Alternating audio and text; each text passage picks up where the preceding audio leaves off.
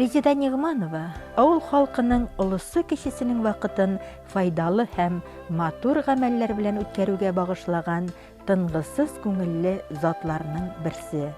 Ул Митрә Әюп авылы мәдәният йорты җитәкчесе. Әйләнә тирәдәгеләр ихтирам итәрлек бик күп күркәм сыйфатларга ия. Ходай аңардан бер нәрсәне дә жәлләмәгән. Ягымлылык, гүзәллек, уңганлык. Без аның белән башта мәктәптә бергә эшләдек озак еллар. Хәзер инде мәдәниятне күтәрү өлкәсендә үзебезнең өлешне кертәбез. Авыл халкын культуралы ял иттерү өчен армый-талмый эшләргә тырышабыз. Безнең урындагы телевидение архивында да әлеге мәдәният учагына кагылышлы материаллар саклана.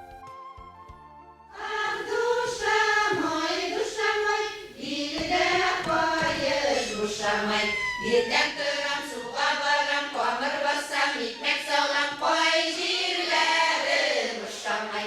Kırgak tıram, biyip tıram, kölüp tıram, uynap tıram, koy jirlerim uşamay. Безнең иҗади төркем яшь йөрәкләр түгәрәге агзаларының чираттагы утырышын үткәргән чагына туры килде. Төрле буын һәм төрле һөнәр вәкилләрен туплаган коллектив үз исемен матур эшләре белән аклый. Безнең әле планнарыбыз алда бик күп, тагы да күбрәк җырлар өйрәнеп, халык аваз иҗатын өйрәнеп, борынгы ата-бабаларыбызның тормышы, көн күреше белән кызыксынып, аны өйрәнеп, үзебезнең шушы фольклор ансамбле аша халыкка җиткерү, халыкны борынгы традицияларыбызга якынайту, biz шушыны үзебезнең максатыбыз итеп куябыз. Чынлап та, безнең яшь йөрәкләр түгәрәгенә йөргән бүтән апаларның да йөрәкләре 18 яшьлек кызларныкыннан да яшьрәк күренә. Олар көннең нинди булуына карамастан, яңгыр булса да, буран булса да, суык булса да, жылы булса да, йөгереп киләләр шушы клуб ихатасына.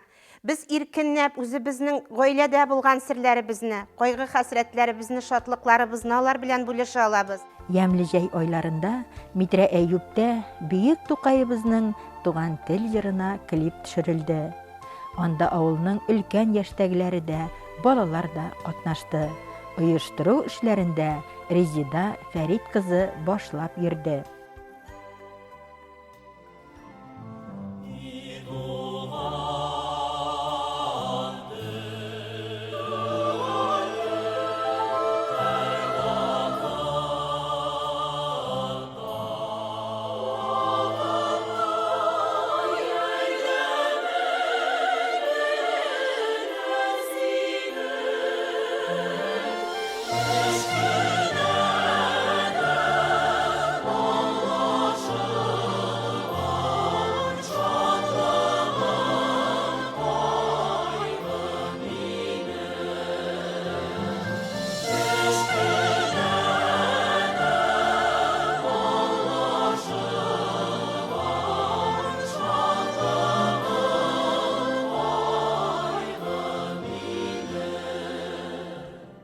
Әмінә бу тирән иштәлекле, җырлы биюле спектакльне бөек җиңүнең 70 еллыгына багышлап әзерләгәннәр.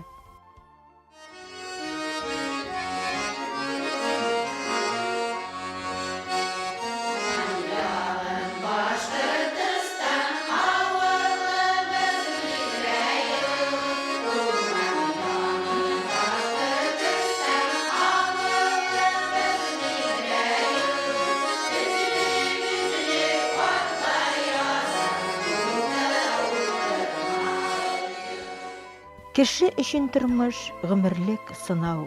Ул һәр көн, һәр кайда, идәдә, эштәдә, ялда да, хәтта үз алдына да сынала. Шулай аның холык-фигыле, кемлеге беленә.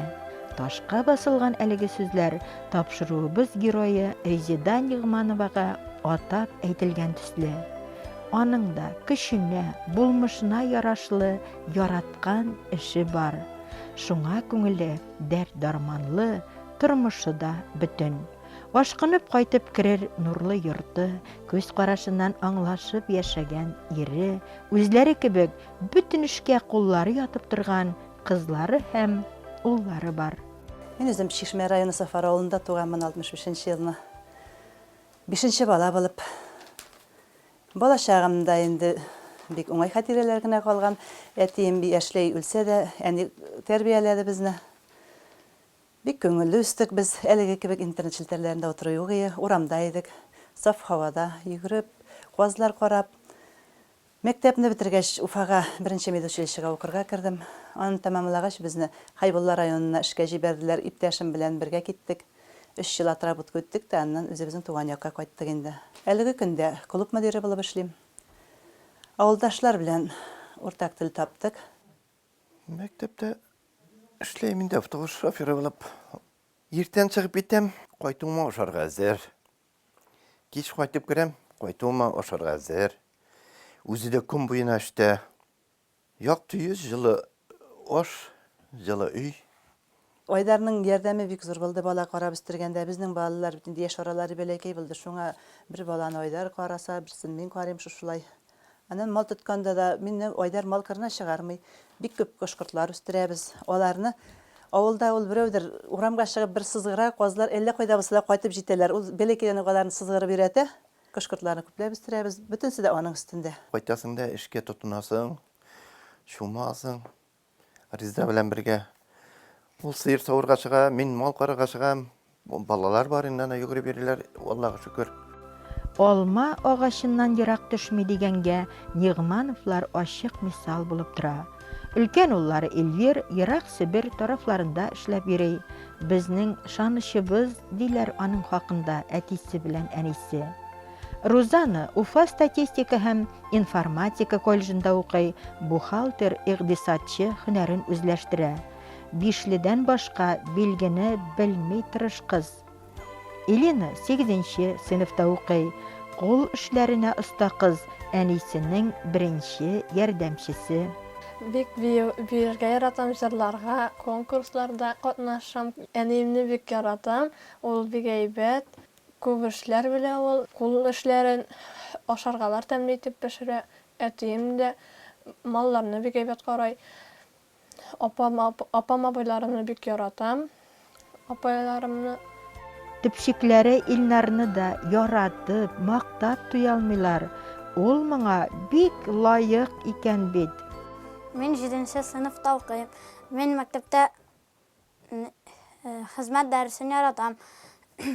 Мин бош вакытта мәктәптән кайткач, әнигә, әтигә булышам һәм спорт белән шөгыльләнәм. Коньки, чаңгы шуам, тәйкмәкләр пешерәм, коймак, пироглар пешерәм. Туганнар минем пешергән әлбәрләрне бик тәмле итеп ашыйлар. Әти белән әнине бик яратам. Алар бик әйбәт кешеләр.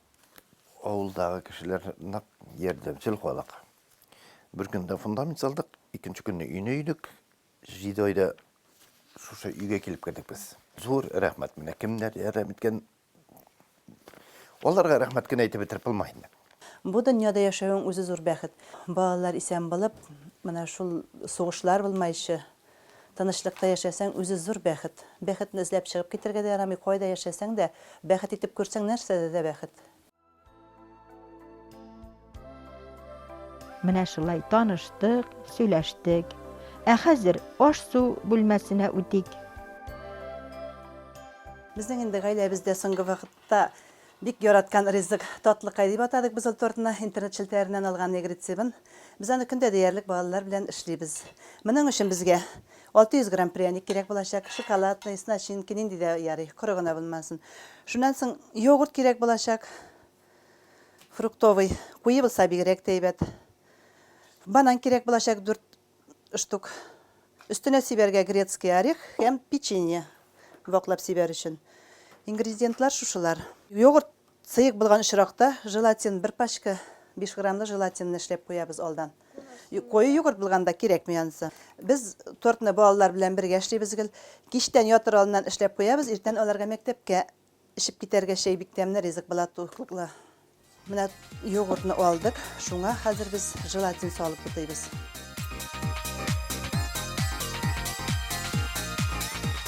Пряникларны алабыз, монабыз да и тезәбез. Менә без шокмак пряникты алган идек, анысын да җибәрәбез арага.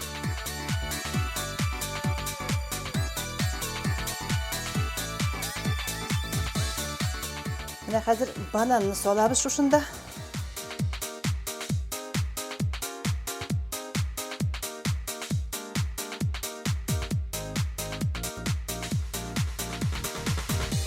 Бананны бер слой тизеп чыгабыз.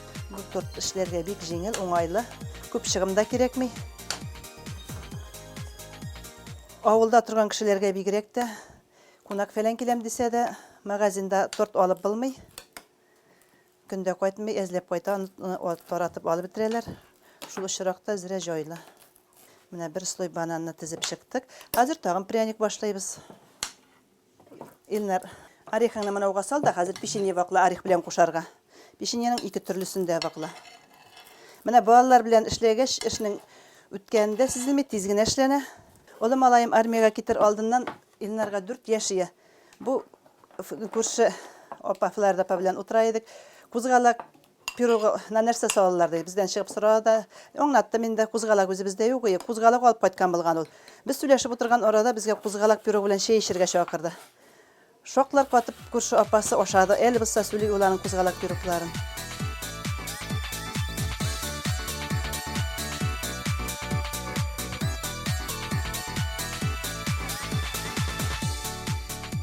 Менә печенье белән хәзер орехны бергә бутыйбыз. Бу өстенә сибергә.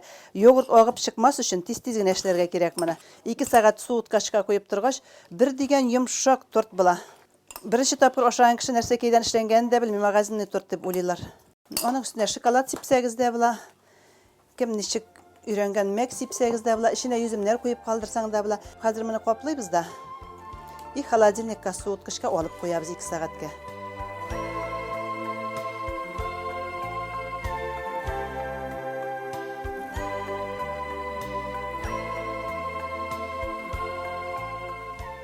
Ике сәгать үтте, менә безнең тортыбыз әзер. Хөрмәтле телевизор караучылар, сезгә дә якынлашып килгән яңа елларда шундый тәмле табыннар, тәмле ризыклар әзерләп, яңа елларны каршыларга телим. Яңа еллар имин килсен. Сезгә ныклы сәламәтлек, бәхет һәм уңышлар.